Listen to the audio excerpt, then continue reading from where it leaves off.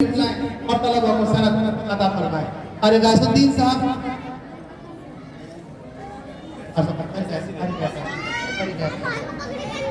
تشریف لے آئے. سب سے پہلے حافظ عبد الباسط. السلام علیکم.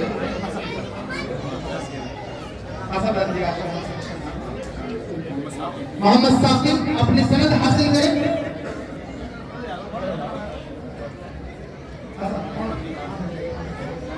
محمد ریحان اپنی سند حاصل کریں.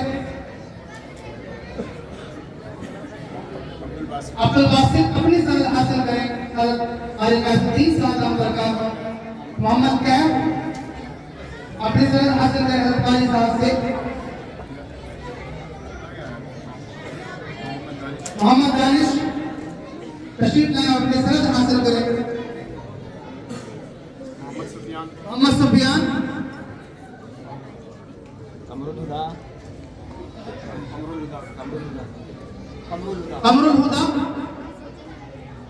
تشریف لائیں اور اپنی سند حاصل کریں حضرت قاری صاحب سے. محمد سائب محمد تنویر تشریف لائیں اور اپنی سند حاصل کریں. محمد احتشام تشریف لائیں اور اپنی سند حاصل کریں.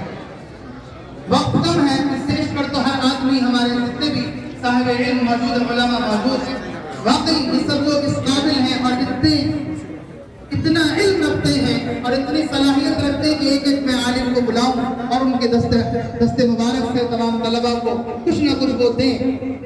لیکن کیونکہ وقت کی قلت ہے آدھے درکار.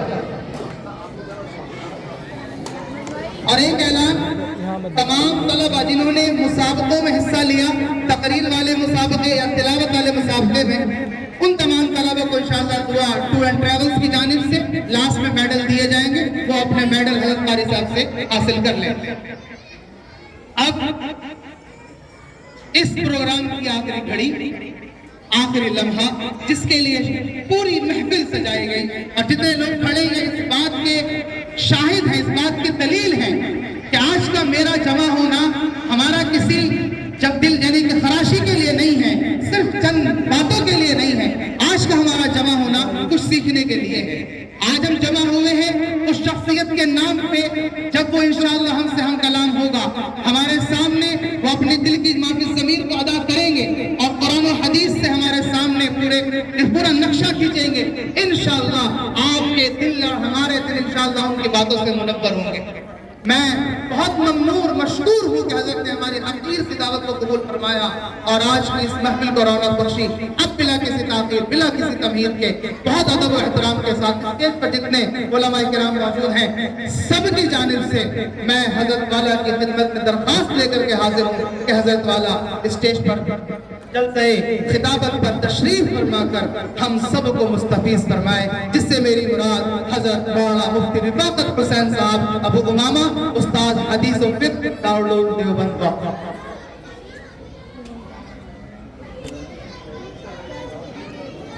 میں ابھی ایک درخواست آئی ہے کہ جو حفاظ کرام ان کی مائیں بچوں کو بلا رہی ہیں، آپ کے پاس بھیجنے میں کوئی حرج نہیں ہے، لیکن آپ کے پاس بھیجتے پورے پنڈال میں ایک ہنگامہ سا برپا ہو جائے گا. ہم بھی اس دور سے گزرے ہیں، تھوڑی دیر اپنے دل کو اور جذبات پہ قابو کیجئے. انشاءاللہ اس بیان کے بعد ان تمام طلباء کو یعنی کہ جو آپ کے بچے ہیں ان کو آپ کے حوالے کیا جائے گا. آپ ان کو پیار کیجئے گا، دعاؤں سے نوازیے گا. حاجی انتظار صاحب اگر میری آواز سن رہے تو میں درخواست کرتا ہوں کہ اسٹیج پہ تشریف لے آئیں. بہت بڑا حصہ رہتا ہے ماشاءاللہ حاجی انتظار صاحب کا ان پروگرام کو کامیاب بنانے میں. نسیم بھائی ہمارے ہیں، ان سے درخواست ہے کہ وہ اسٹیج پہ تشریف لے آئیں اور تمام علماء جتنے جو نماز پڑھا کر کے بھی آئے ہیں میں پھر درخواست کروں گا کہ اسٹیج پہ تشریف لے آئیں.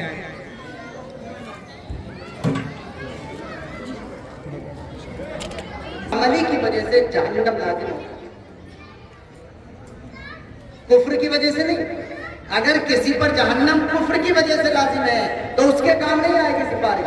ہاں اگر کسی پر جہنم اس کے فسق اور بدعملی کی وجہ سے لازم ہے، اور قرآن کی حفاظت کرنے والا بچہ اس کی سفارش کر دے تو اللہ کے نبی صلی اللہ علیہ وسلم نے فرمایا ہے کہ اللہ تعالیٰ ایسے 10 لوگوں کے بارے میں اس کی سفارش کو قبول کرے گا جن پر بدعملی کی وجہ سے جہنم لازم ہے۔ یہ دوسری بات ہو گئی ہماری، ایک مسابقے کی بات کر لی اور ایک ہم نے ان بچوں کی فضیلت کی بات کر لی۔ دوبارہ سے مبارکباد ہے ان بچوں کو بھی، ان کے اہل خانہ کو بھی، ان کے مدرسے کو، اساتذہ کو اور سب لوگوں کو۔ اللہ تعالیٰ ان کے مدرسے کی نیک نامی کا ذریعہ بنائے، ان بچوں کو ان کے اہل خانہ کی نیک نامی کا ذریعہ بنائے، اور ان کے دل و دماغ کی صلاحیت کو اپنے قرآن کی حفاظت اور اشاعت کے لیے قبول۔ ایک بات یاد آ رہی ہے تو ان کے گھر والوں سے کہتے ہیں، دیکھو یہ اب سب سے بڑی دولت مل گئی ہے جب بچے کو علم مل گیا، اور علم کا مطلب وہ علم جو نبی کی میراث والا ہے، تو اب زندگی میں کبھی کسی دوسری دولت کو اس کے مقابلے میں زیادہ بڑا نہیں سکتا۔ یہ بہت خطرناک بات ہے جو کہہ رہا ہوں، یہ تو بچے ہیں، یہ کیا سمجھیں گے؟ ان کے گھر والوں سے کہہ رہا ہوں، ان کے ابا سے کہہ رہا ہوں، ان کی اماں سے کہہ رہا ہوں کہ اس دولت کو کسی دنیا کی دولت کا ذریعہ مت بنانا۔ میں اس وجہ سے کہہ رہا ہوں کہ شکایت آتی ہے، پہلے تو دنیاوی تعلیم کی وجہ سے ماں باپ کی ڈیمانڈ آیا کرتی تھی کہ میرا بچہ انجینئر ہے، 4 پیسے کی گاڑی چاہیے، شادی میں میرا بچہ ڈاکٹر ہے یہ چاہیے۔ لیکن آج کل علماء کے گھرانوں سے بھی علم اور قرات اور حفظ کی بنیاد پر ایسی ڈیمانڈ آتی ہے۔ یاد رکھیے گا، جس چیز کی فضیلت زیادہ ہوتی ہے ذمہ داری بھی زیادہ ہوتی ہے۔ اگر آپ یہ کہہ رہے ہیں کہ میرا بچہ حافظ ہے مجھے تو کار چاہیے، تو اس کا مطلب 4 پیسے کی کار کو اتنی بڑی دولت سمجھا کہ اس کے لیے سیڑھی آپ حفظ قرآن کو سمجھ لیں۔ یہ خطرناک بات ہے۔ جب یہ دولت مل گئی تو یہ یقین رکھنا پڑے گا کہ یہ میرے بچے کو ملنے والی دنیا کی سب سے بڑی دولت ہے، اس کے مقابلے میں کسی دولت کی کوئی حیثیت نہیں۔ اللہ کے نبی صلی اللہ علیہ وسلم نے جہاں فضیلتیں بتائی ہیں، وہاں ایک روایت میں یہ فرمایا کہ جس نے من عظم ما حقر اللہ، جس نے اس چیز کی زیادہ تعظیم کر دی، یعنی دنیا جس کو اللہ تعالیٰ نے حقیر بیان کیا تھا، تو پھر اس کا مطلب یہ ہے نہیں، روایت یہ ہے من آتاہ اللہ القرآن، جس کو اللہ تعالیٰ نے قرآن کا کچھ حصہ عطا کر دیا، اور اس نے پھر اس کے مقابلے میں دنیا کی کسی اور دولت کو زیادہ بڑا جانا، تو گویا اس نے اس چیز کو زیادہ نمبر دے دیے جس کو اللہ تعالیٰ نے قرآن کے مقابلے میں کم تر سے کم تر چیز بیان کی۔ جن کے رتبے ہیں سوا، ان کو سوا مشکل ہے، جب آپ کے لیے فضیلتیں ہیں تو آپ پر ذمہ داریاں بھی زیادہ ہیں۔ ایک بات ہماری مسابقے کی ہو گئی، اور دوسری بات ہماری ان بچوں کی فضیلت کی ہو گئی، لیکن ایک تیسری بات جو ہم سب کے لیے ہے وہ یہ ہے کہ قرآن سے تعلق صرف مدرسے میں پڑھنے والے بچوں کی ذمہ داری نہیں ہے، ہر مسلمان مرد قرآن کے حق کو سمجھنا اور اسے ادا کرنے کی فکر کرنا۔ یہ جتنے لوگ ہم یہاں موجود ہیں، ہماری خواتین بھی موجود ہیں، یہ آخری بات کہہ رہا ہوں، اسے جلسے کی بات سمجھ لیجئے، جس طرح کی بھی اس نے کہ اب تک تو مسابقے کی بات کر لی اور ان بچوں کے بارے میں اپنی مسرت کا اظہار کر دیا۔ یہ جو ہے قرآن، اس سے تعلق اور اس کے حقوق ادا کرنے کی فکر کرنا، یہ ہم سب مسلمان مرد و عورت کی ذمہ داری۔ کیا حق ہے زیادہ نہیں بتاتا، دیکھیے قرآن نام ہے لفظ کا بھی اور معنی کا۔ ہماری قانون کی کتابوں میں لکھتا ہے وَهُوَ اسْمٌ لِلنَّظْمِ وَالْمَعْنَى جَمِيعًا، کہ قرآن کریم صرف لفظوں کا بھی نام نہیں ہے، اور قرآن کریم صرف ترجمے کا بھی نام نہیں ہے، بلکہ قرآن کریم لفظ کا بھی نام ہے اور قرآن کریم معنی کا بھی نام ہے۔ نہیں سمجھ آئی یہ والی بات؟ سمجھاتا ہوں۔ دیکھو اگر قرآن کریم صرف ترجمے کا نام ہوتا تو مجھے اگر آپ امام بنا لیں اپنی مسجد میں اور میں یوں پڑھنا شروع کر دوں اللہ اکبر کے بعد کہ تمام تعریفیں اللہ کے لیے جو سارے جہانوں کا پالنے والا ہے، بڑا مہربان نہایت رحم والا ہے، قیامت کے دن کا مالک ہے، ہم تیری عبادت کرتے ہیں اور تجھی سے مدد مانگتے ہیں، تو آپ سلام بھی پھیرنے کا موقع نہیں لیں گے، سب سے پہلے مجھے مسلح سے ہٹائیں گے کہ دفاع ہو۔ میں کتنا ہی قسمیں کھا کر کے کہوں کہ میں واقعی سورہ فاتحہ کا ترجمہ کر رہا ہوں، میں واقعی سورہ فاتحہ کا ترجمہ کر رہا ہوں، میں واقعی سورہ فاتحہ کا ترجمہ کر رہا ہوں، لیکن قرآن صرف معنی کا نام نہیں ہے، قرآن معنی سے پہلے لفظ کا۔ جب لفظ کا نام ہے تو لفظ کے حق ادا کرنے کی ضرورت ہے، اور لفظ کے حق کیا ہے؟ قرآن کو صحیح پڑھنا، اور یہ صحیح پڑھنا صرف حافظ صاحب کی اور قاری صاحب کی ذمہ داری نہیں ہے، بلکہ یہ صحیح پڑھنا ہر مسلمان مرد و عورت کی، خیال کریں گے انشاءاللہ۔ دیکھیے یہ عربی میں اترا ہے، اردو میں نہیں آیا، اردو کا ڈبل ایم میں کر لیجئے، انگلش کا ڈبل ایم میں کر لیجئے، لیکن قرآن جب تک صحیح پڑھنا نہیں آئے گا، جب تک آپ کسی حافظ صاحب سے، کسی ناظرہ خاں سے، کسی عالم سے، کسی قاری صاحب سے نورانی قاعدہ باقاعدہ الفابیٹ عربی کے نہیں یہ نہیں آئے گا، ورنہ تو آپ کچھ پڑھیں گے کچھ ہو جائے گا۔ اور عربی زبان دنیا کی سب سے نازک زبان، عربی زبان دنیا کی سب سے نازک زبان ہے، یہ دعویٰ ہے۔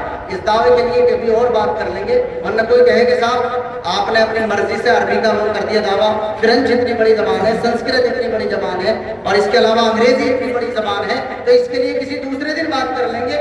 ابھی تو بس مسلمان کی طرح مان لیجئے کہ ساری زبانیں بھی اللہ نے بنائی ہیں، جیسے ہمیں اللہ نے بنایا، اگر اس کی بنائی ہوئی زبانوں میں اس کے علاوہ کوئی اور زبان زیادہ بہترین ہوتی تو اللہ تعالیٰ اپنا قرآن اسی میں نہ اتار دیتا۔ یہ سب سے نازک زبان ہے۔ میں اپنے بچوں سے کلاس میں کہتا ہوں کہ جب اردو عربی کے ساتھ انگریزی کے سامنے آتی ہے تو انگریزی کا ٹرانسلیٹ اردو میں کرنا مشکل پڑتا ہے، اس لیے کہ اردو چھوٹی زبان ہے انگریزی کے مقابلے، لیکن وہی انگریزی جب عربی کے سامنے آتی ہے تو میں ہنس کے کہتا ہوں کلاس میں اب آیا وہ پہاڑ کی، اب جو نزاکتیں عربی زبان کے اندر ہے دنیا کی کوئی زبان اس کے پاس بھی نہیں پھٹکتی۔ دال کے بعد آتا ہے رال، را کے بعد آتا ہے زا، صاد کے بعد آتا ہے ضاد، طا کے بعد آتا ہے وا، یہ چار الگ الگ حرف ہیں، الگ طریقے سے زبان سے نکالنے پڑتے ہیں، اور بیچاری انگریزی چاروں کے لیے زیب سے کھاتے ہیں۔ یہ چار الگ الگ ہے، اور اگر تھوڑا سی زبان ادھر سے ادھر ہو جائے گی تو ممکن ہے معنی آسمان سے زمین پر آ جائے اور آپ اللہ کو راضی کرنے کے لیے چلے تھے اور اللہ تعالیٰ کیا ہو جائے، اللہ حفاظت فرمائے، اللہ تعالیٰ ناراض ہے۔ قرآن کی ایک آیت یاد آتی، شاید میں تیسری بات پوری نہ کرتا ہوں، ٹائم ہو رہا ہے۔ اللہ نے قرآن میں جنتیوں کا ذکر کیا ہے تو جہاں بہت سارے انعامات بتائے ہیں کہ ہم ایسے باغوں میں داخل کریں گے جن میں سے نہریں بہتی ہیں، تو وہاں پر ایک لفظ ہے وَنُدْخِلُهُمْ ظِلًّا ظَلِيلًا، یہ ہے تا کے بعد جو ذا آتا ہے اس سے یہ حرف بنا ہے، اور اس کا ترجمہ یہ ہے کہ اللہ تعالیٰ یہ کہہ رہا ہے کہ ہم جنتیوں کو جنت میں گھنے سائے میں داخل کریں گے۔ گرمی کے موسم میں کھیت کا آپ کام کر رہے ہو تو اگر کسی پیڑ کا سایہ مل جائے تو وہ جنت سے کم نہیں ہوتا۔ اللہ تعالیٰ بتا رہا کہ جنت میں تمہیں درختوں کے گھنے سائے میں داخل کروں گا۔ یہ گھنا سایہ ترجمہ ہے تا کے بعد آنے والا وا ہے، لیکن اگر قرآن صحیح پڑھنا نہیں آیا، 3 بار کہہ رہا ہوں، اگر قرآن صحیح پڑھنا نہیں آیا، اگر قرآن صحیح پڑھنا نہیں آیا اور آپ نے اس لفظ کو دال کے بعد آنے والی دال سے پڑھ دیا اور یہ کہا وَنُدْخِلُهُمْ ذِلًّا ذَلِيلًا، تو ترجمہ ہو جائے گا کہ ہم جنتیوں کو جنت میں ذلیل کر کے داخل کریں۔ اور اگر اسے صاد کے بعد آنے والے ضا سے پڑھ دیا وَنُدْخِلُهُمْ ظِلًّا ظَلِيلًا، تو ترجمہ ہو جائے گا کہ ہم جنتیوں کو گمراہ ہونے کے باوجود بھی جنت میں داخل کریں۔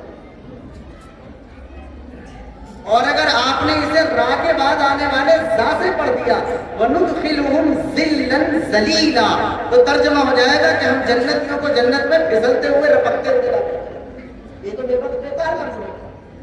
تو قرآن لفظ کا بھی نام ہے، معنی سے پہلے لفظ کا نام ہے، اور لفظ کو صحیح پڑھنا صرف قاری صاحب کی ذمہ داری نہیں ہے بلکہ ہر مسلمان مرد و عورت کی ذمہ داری۔ تو فکر کریں گے کہ انشاءاللہ صحیح طور پر پڑھنے کی کوشش کریں، اور قرآن معنی کا بھی نام ہے تو لہذا معنی بھی سمجھیں۔ ہمارے مسلمانوں کا رویہ یہ ہے کہ 2 انتہاؤں پر رہتے ہیں۔ کچھ لوگوں کے رویے سے اندازہ ہوتا ہے کہ قرآن بس لفظ کا نام ہے، معنی کا نام ہے۔ زیادہ ڈیٹیل میں نہیں جا رہا ہوں میں اس بات کی۔ بعض لوگوں کے رویے سے اندازہ ہوتا ہے کہ وہ یہ سمجھتے ہیں کہ جیسے قرآن صرف لفظ کا نام ہے، معنی سے کوئی لینا دینا، اور بعض لوگوں کے رویے سے اندازہ ہوتا ہے کہ قرآن صرف نام ہے، چاہے پڑھنا آئے یا پڑھنا نہ آئے، دونوں رویے غلط، دونوں رویے غلط، دونوں رویے غلط۔ قرآن لفظ کا بھی نام ہے، قرآن معنی کا بھی نام ہے۔ لفظ کا نام ہے تو لفظ کا حق بھی ادا کرنا پڑے گا، اور معنی کا نام ہے تو معنی کا حق بھی ادا کرنا پڑے گا۔ آیتیں پڑھی تھی، اس کے مطلب کا ٹائم نہیں رہا، لہٰذا قل اعوذ برب الفلق کی بات نہیں کرتا۔ سب سے پہلی آیت پڑھی تھی، اللہ نے فرمایا الف لام میم ذالک الکتاب، اس کا ترجمہ ہے یہی ہے کتاب۔ علماء موجود ہیں، ذالک الکتاب لا ریب فیہ، دونوں کو ملا کر ایک سینٹنس، ایک جملہ بنائیں گے تو مطلب ہو جائے گا یہ ایسی کتاب ہے جس میں کوئی شک نہیں۔ لیکن اگر عربی گرامر کے اعتبار سے اس کو دو الگ الگ جملے بنا لے تو ذالک الکتاب الگ جملہ ہو جائے گا اور لا ریب فیہ الگ جملہ ہو جائے گا۔ اب دو باتیں قرآن کی اسی سے معلوم ہو جائیں گی۔ پہلے جملے کا مطلب ہوگا حصر، ذالک الکتاب، کتاب تو بس یہ ہے، اس کے علاوہ کوئی کتاب۔ آپ کہیں گے کتابیں تو بہت ہیں، لیکن ہم کہیں گے جیسے چار آدمی بیٹھے ہوتے ہیں، مشورہ کر رہے ہوتے ہیں کہ فلاں کام کر رہا ہے، ایک کہتا ہے ایسا کر لو، ایسا کر لو، ایسا کر لو۔ بزرگ کوئی اپنے تجربے سے مشورہ دیتے ہیں کہ ایسا کر لو، تو سب کی زبانوں پر آتا ہے بات تو یہ ہوئی نا۔ کیا مطلب پہلے والوں کی بات نہیں؟ پہلے والوں کی بات بھی بات تھی مگر اتنی جاندار نہیں۔ ایسے اللہ کہتا ہے یوں کتابیں کتنی ہوں۔ ایک بہت بڑے عالم، ان کا یہ لفظ مجھے یاد آتا، وہ یہ کہا کرتے تھے کسی ٹاپک سے متعلق آپ سارے رائٹرز اور مصنفین کی کتابیں پڑھ جائیے اور اس کے بعد اللہ کی کتاب کو پڑھیے تو اللہ کی قسم آپ کو یقین آ جائے گا کہ اب تک جو آپ نے پڑھا تھا وہ کتاب یہ تھی، کتاب یہ، کتاب تو آج آتی ہے۔ اللہ کہتا ذالک الکتاب، کتاب تو یہ ہے۔ اور اگلی بات ہے لا ریب فیہ، اس میں کوئی شک نہیں ہے۔ کیا مطلب؟ اس کا مطلب بس اتنا ہی نہیں ہے کہ صاحب یہ اللہ ہی کی نازل کی ہوئی ہے، اس میں کوئی شک نہیں ہے۔ اس کا مطلب جو مضمون قرآن بیان کرے گا اس مضمون میں کوئی شک نہیں، چاہے ہمیں ہمارے نظریے کے خلاف نظر آ رہا ہے۔ اللہ تعالیٰ نے قرآن میں بتلایا کہ یمحق اللہ الربا ویربی الصدقات، صدقے سے مال بڑھتا ہے، اس میں کوئی شک نہیں ہے۔ سود سے مال گھٹتا ہے، لا ریب فیہ، اس میں بھی کوئی شک نہیں ہے۔ جبکہ ہم تو یہ دیکھتے ہیں کہ صدقے سے مال گھٹ رہا ہے۔ 500 روپے جیب میں پڑے تھے، 100 روپے کا صدقہ کر دیا تو 400 لے گئے۔ 500 روپے تھے، بینک سے 100 اور لے لیے تو 600 ہو گئے۔ ہماری آنکھ دیکھ رہی ہے کہ صدقے سے گھٹ رہا ہے، سود سے بڑھ رہا ہے، لیکن قرآن کہہ رہا یمحق اللہ الربا ویربی الصدقات، سود گھٹاتا ہے اور صدقہ بڑھاتا ہے۔ تو لا ریب فیہ کا مطلب یہ ہے کہ جو کچھ قرآن کہہ رہا ہے۔ اور اگلا لفظ ہے ھدی للمتقین، قرآن ہدایت ہے کس کے لیے؟ اللہ سے ڈرنے والوں کے لیے۔ ویسے تو ایک جگہ قرآن نے یہ کہا کہ ھدی للناس، قرآن ہدایت ہے کس کے لیے؟ سارے لوگوں کے لیے۔ بس یہ آخری بات، یہ بھی عجیب بات ہے نا۔ کچھ لوگ سوال کرتے ہیں کہ ایک آیت کہتی ہے کہ قرآن سب لوگوں کے لیے ہدایت ہے، اور ایک آیت کہتی ہے کہ قرآن متقین کے لیے ہدایت ہے۔ تو اسے سمجھیے، وہ جو سائن بورڈ ہوتا ہے، جو راستہ دکھاتا ہے، وہ سب کو دکھاتا ہے یا کسی ایک کو دکھاتا؟ بولو بھائی، وہ سائن بورڈ سب کے لیے ہدایت، ہدایت کا مطلب رہنمائی، ہدایت کا مطلب گائیڈنس، وہ سب کو دکھا رہا ہے کہ دھامپور ادھر ہے اتنے کلومیٹر، اور مراد آباد ادھر ہے اتنے کلومیٹر، اور بجنور ادھر ہے اتنے کلومیٹر۔ جتنی کاریں، جتنی بائکیں آ رہی ہیں، سائن بورڈ سب کو دکھا رہا ہے کہ یہ رہنمائی ہے۔ لیکن دی اینڈ فائدہ کس کا ہوگا؟ جو اس کو فالو کرے۔ یعنی یہ دکھلایا کہ ادھر کو جانا ہے تو آپ فلاں جگہ پہنچ جائیں گے، تو جو ادھر کو مڑ کر اس کے راستے پر چلے گا بتاتے ہوئے، تو نتیجے کے اعتبار سے اس کے لیے وہ سائن بورڈ ہدایت دیتا ہے۔ اور جس نے دیکھ لیا کہ ادھر کو جانا ہے مگر ادھر کو نہ جا کر ادھر کو چلا گیا، تو اگرچہ وہ تھا سب کے لیے لیکن نتیجے کے اعتبار سے وہ اس کے لیے نہیں رہا، اس لیے کہ اس نے اپنے ارادے سے اس کے مطابق عمل کیا۔ جلدی میں نے بتلایا لیکن میں نے سمجھانے کی کوشش کی ہے، ھدی للناس بھی ہے قرآن، یہ ہدایت ہے سارے لوگوں کے لیے، لیکن نتیجے کے اعتبار سے ان لوگوں کے لیے ہدایت بنتا ہے جو باقاعدہ اس پر عمل کرتے ہیں، اس کو اختیار کرتے ہیں۔ میں نے یہ 3 باتیں آپ کی خدمت میں ذکر کی، یاد نہیں رہا کس ٹائم بیٹھا تھا، اندازہ یہ ہے کہ 30-35 منٹ ہوئے ہوں گے۔ میں نے یہ ذکر کیا ہے کہ یہاں مسابقہ ہوگا۔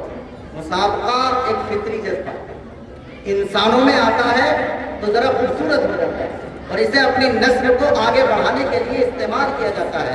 اس کا مقصد یہ ہے کہ ہمارے بچوں میں حوصلہ پیدا۔ نمبر 2، یہ بچے حافظ قرآن بنے، یہ علم ہے نبی کی میراث، اور جو علم نبی کی میراث والا کسی کے پاس آ جائے تو وہ نبی کا وارث بن جاتا ہے، اور اسے ایسی فضیلتیں حاصل ہو جاتی ہیں جن کی عظمتوں کا سلسلہ دنیا سے آخرت تک چلے گا۔ اور تیسری بات میں نے یہ ذکر کی کہ یہ قرآن صرف مدرسے کی چیز نہیں ہے، بلکہ یہ قرآن ہم سب مسلمان مرد و عورت کی ضرورت ہے۔ یہ لفظ کا بھی نام ہے، یہ قرآن کا بھی نام ہے، دونوں کے حق کو ادا کرنے کی فکر کرنی پڑے گی۔